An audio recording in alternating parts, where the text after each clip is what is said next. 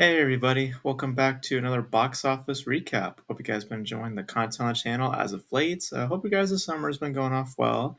We are now in the midst of July, or starting of July now. So hope you guys' summer has been going off well.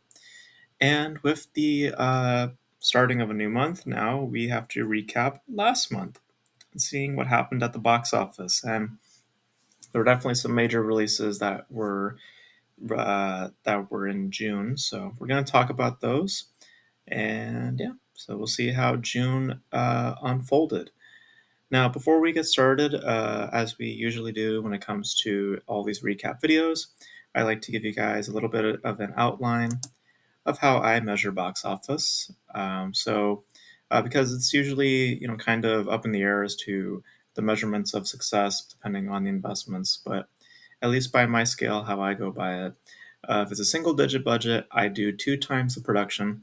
If it's a double digit, I do 2.5. And if it's a triple digit, I do three times that. Now, I also include any publicly known marketing expenses or any other related expenses like reshoots or anything like that, any delays that may have contributed to the cost rising up. If that information is available, I will make that. I'll consider that as a part of my calculations. If the information is not available, then I'm just judging it purely on production alone, and how much it has to do by that to be considered successful or profitable by the studio's expectations, or by what information is available. But yeah, so hopefully that makes sense, and yeah, we're just going to dive right on in. So June had a couple of major releases. June was um, interesting, to say the least. So we'll get into it right now with the first release that came out in June, which was Ballerina. Of course, this was the first of the John Wick spin-offs, at least the first of a couple of planned John Wick spin-offs, probably the last of the John Wick spin-offs. It was released on June 6th and distributed by Lionsgate. And the reason why I say this is probably the first and last of the John Wick spin-offs is because of that. So far, it has grossed $108.9 million. It's had a budget of $90 million, and I do know that the marketing expenses were at least half of the budget, so $45 million. So you have an investment overall of $135 million.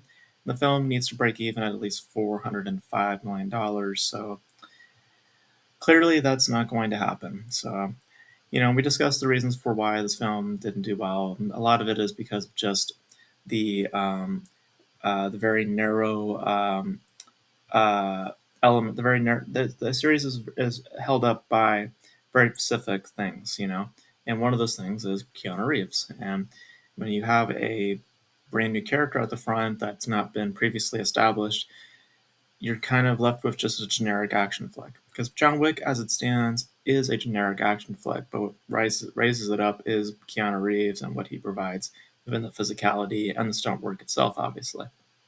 Without those elements, you're kind of left with something pretty just standard from the outside looking in. So I'm not surprised. I wouldn't be surprised if any of the other planned spin-offs are then canceled because of this. Because if this is not proving to do well, why would the others prove to do well either? So a bit disappointing, but I think it was also a bit expecting considering just what's being built here. So. All right, moving on to the next film. That film is The Life of Chuck. This came out the same weekend as Ballerina. This is distributed by Neon. We did a review for the film as well. And I thought it was I had my issues, but it's okay. But clearly, a lot of people didn't really seem to care to watch it. Now, there is no actual publicly known budget attached to this, but given the names attached to it, I am predicting that it's at least like 15 million or maybe even 10 million. But seeing how what's made so far, obviously it's not really turned much for profit.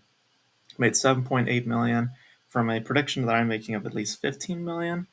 No known marketing expenses attached to the film. So break-even point, I believe, would probably be like 37.5 million or at least like 30 million or something like that. clearly did not happen. Clearly will not happen. Very limited marketing for this film, even though it's got a lot of notable names attached to it. Uh, yeah, and it resonated. It seemed to have been at least somewhat of a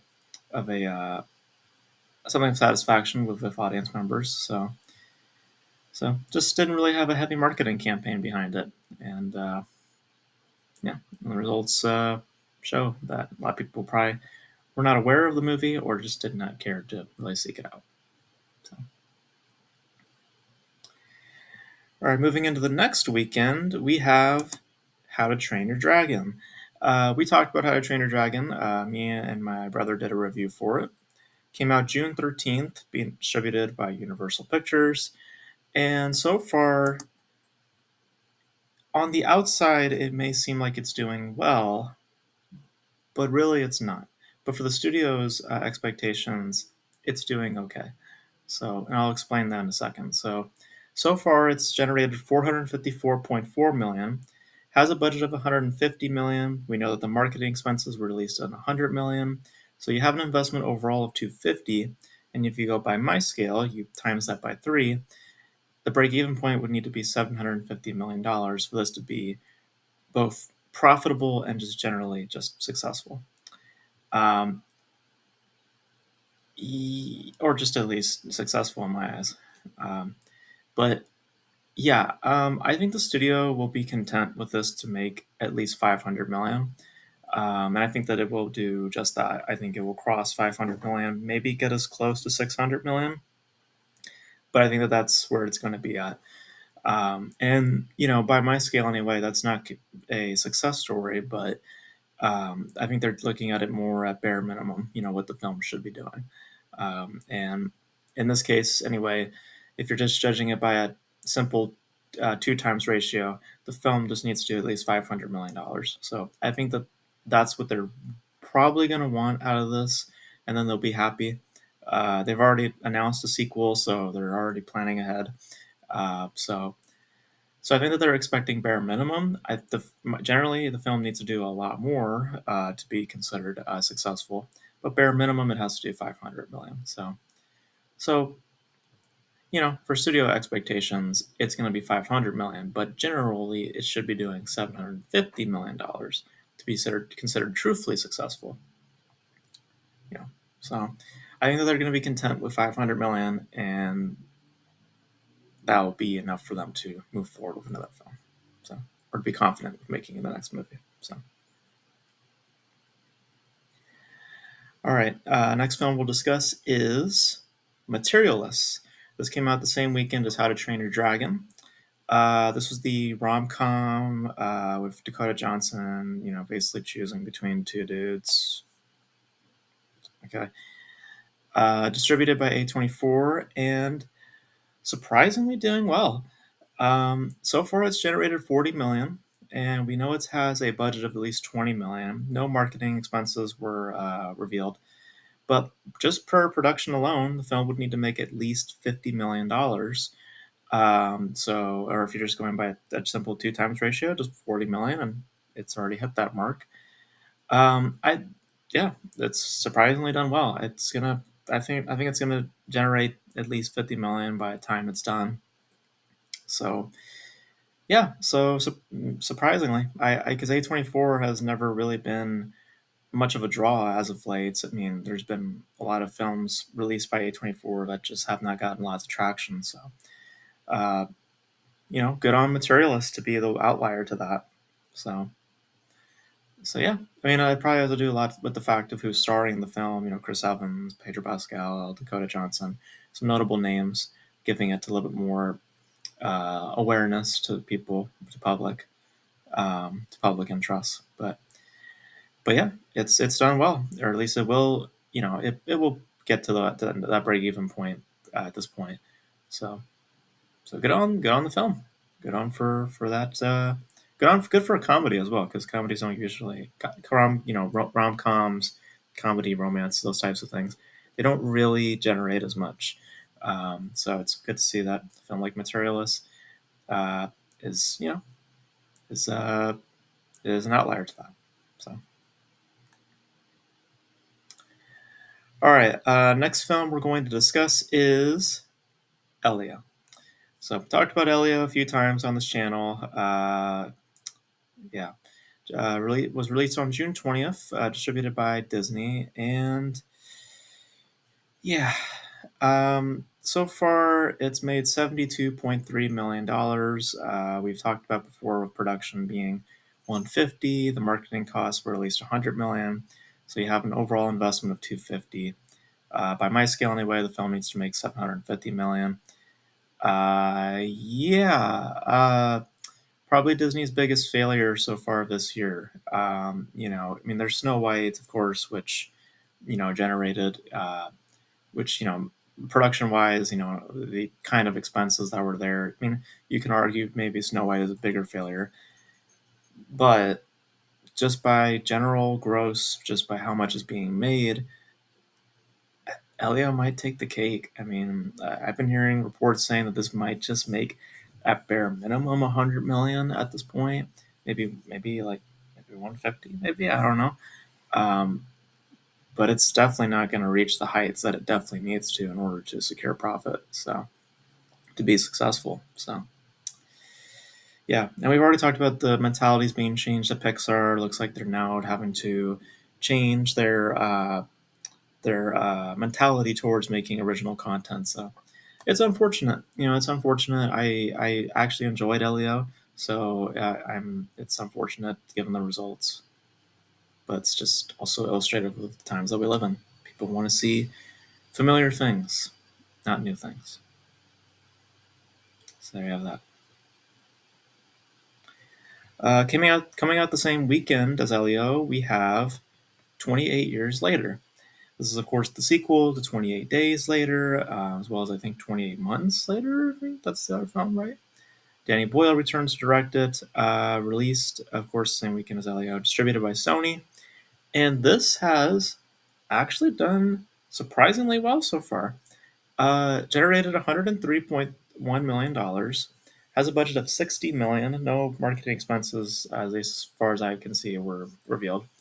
So by that investment alone, 60 million, double digits, so you times that by 2.5 on my scale, the film would have to do at least $150 million bare minimum. If we're doing times two, it would have to do just 120 million. So I think this is going to do just fine. I think that by maybe even next week, I think that the film will reach that milestone. And it shows, again, with a smaller budgeted thing, you have less of a risk, and notable, I guess, notable-ish franchise, at least by horror fans, it seems. Fair reception also probably also helped. I'd heard some decent things about the film, so yeah, it's a win for Sony, another win for Sony. And definitely justifies the other film that they're making, because I know there's another 28 years type film sequel ish is coming. I think it's a sequel. I believe. I don't know what it actually is, but another one of these films is coming out next year. So definitely justifies that film existing. So good on Sony and good on this film for looking to turn a profit pretty soon, or be a success pretty soon. So. And then going into the final week, I believe, of June, we have F1. Of course, F1 we have talked about recently on the latest news roundup. Distributed by Warner Brothers, but financed through Apple. Apple is using Warner Brothers as a distributor because Apple just doesn't act as their own distributor, which I find to be just weird. But here's the thing. So there are a lot of numbers being ran around with this film. Some people are saying that the production is 200 million. Some people are saying it's 250. Some other people are saying it's 300. Um, I'm saying that it's 300 because by how that information is being laid out, how people talk about the 250 number and then the 200 number, it almost sounds like they're trying to downplay what the actual number is. So I'm going by how I'm perceiving the language of how it's being spoken. So I'm just going by it's $300 million.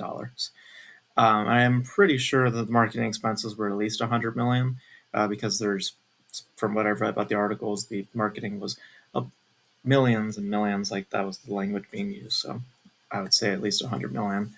So by general investment, it is a $400 million investment potentially, and it would need to make $1.2 billion. $1.2 billion.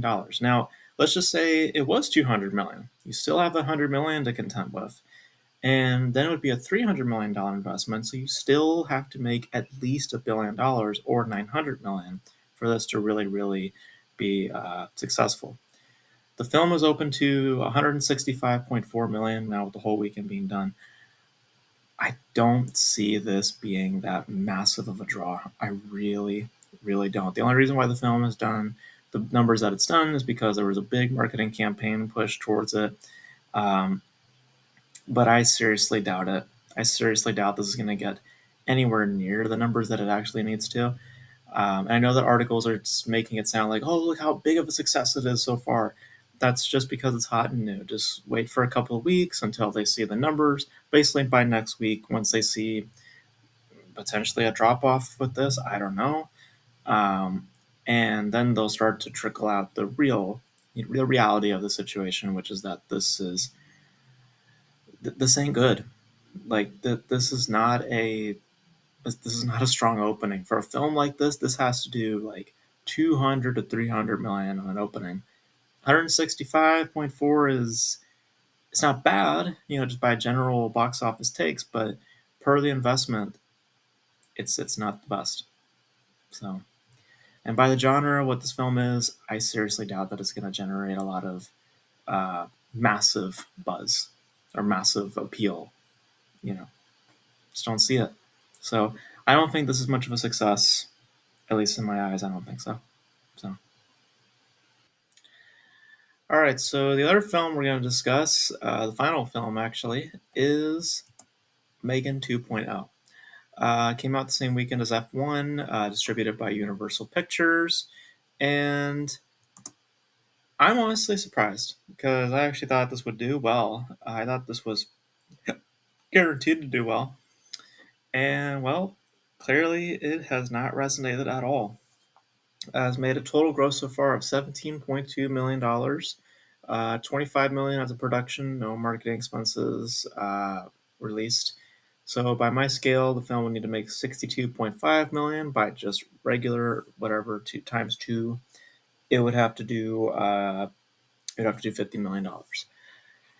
Don't seem like that's going to be happening. Just to put it in perspective, if you haven't seen the news roundup, 10 million of that is from the U.S. 7.2 of that, or 7 million at least, is from foreign nations. So nobody really cared to see this. It kind of has a similar way of Joker Folie à Deux, where you had strong projections and then just lower, lower, lower, lower until you came to the amount that was there. And seems like the same thing happened here, where you started off because projections were actually like at 30 something million, which was actually pretty good. And then it just started falling down, falling down, falling down. And I think that's largely to do with the reception, largely to do with chatter on social media. And people just clearly do not like the direction that was with this movie. And that's translated into its box office.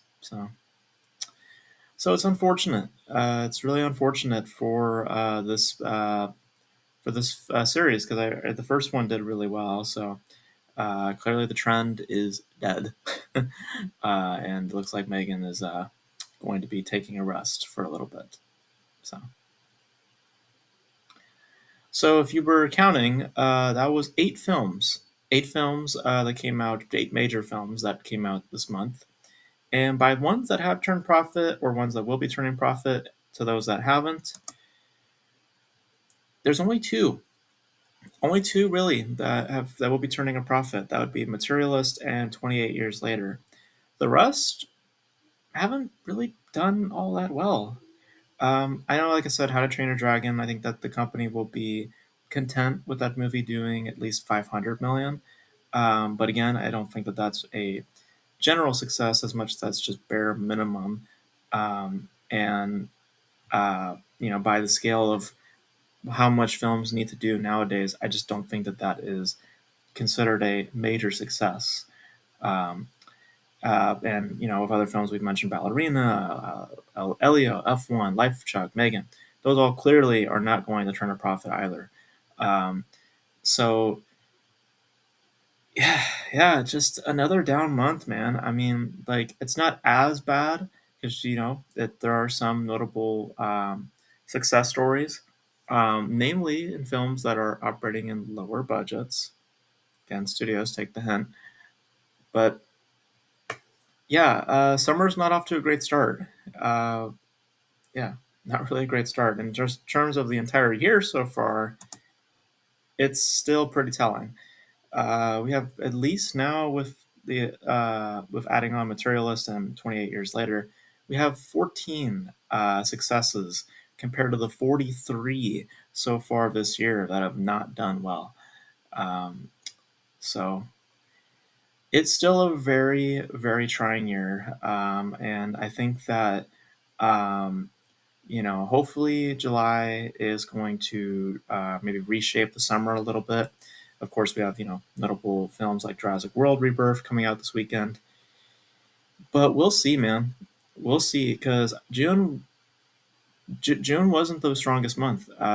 Just really wasn't that strong of a month. How to Train Your Dragon, like I said, might be a major IP that ends up doing that people will flaunt as like, oh, like that did really well.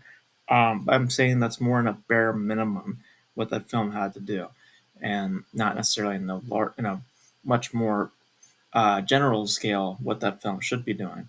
Um, so yeah, I mean, we'll see what July looks like, man. I mean, we got Jurassic World, we've got Superman, we've got Smurfs, so we'll see. We'll see. It's gonna be hard. I mean, Jurassic World, I think, is gonna do fine. I mean, we'll see because I'm starting to hear mixed reports about production costs, and studios, be more upfront also about your production costs, because it's lately these past few weeks it's just been trying to trying to hide the budget. Like, just tell us how much it costs, and then we can truthfully see how much this film needs to do. So because I'm hearing word that Jurassic World's 180, and then other outlets are saying it's 225. It's just like, I don't know what the hell's going on. But we'll see. We'll see what July looks like. And we'll be back here in a month to see the results. But you guys, what are your thoughts on June? Any films you saw in June, your favorites, your least favorites? How you guys feel just by my assessments? Do you guys agree or disagree? And what are your predictions for July? How do you feel Superman's going to do? How do you feel Jurassic World's going to do? Smurfs, some other films here and there, Eddington. I know what you did last summer, those sort of movies. Let me know. Let me know all your thoughts. Oh, and Fantastic Four, of course. Uh, Let me know all your thoughts in the comment section below. And that's going to be it for this video, guys. Thank you guys for tuning in. And until then, I'll catch you guys in the next video. Bye.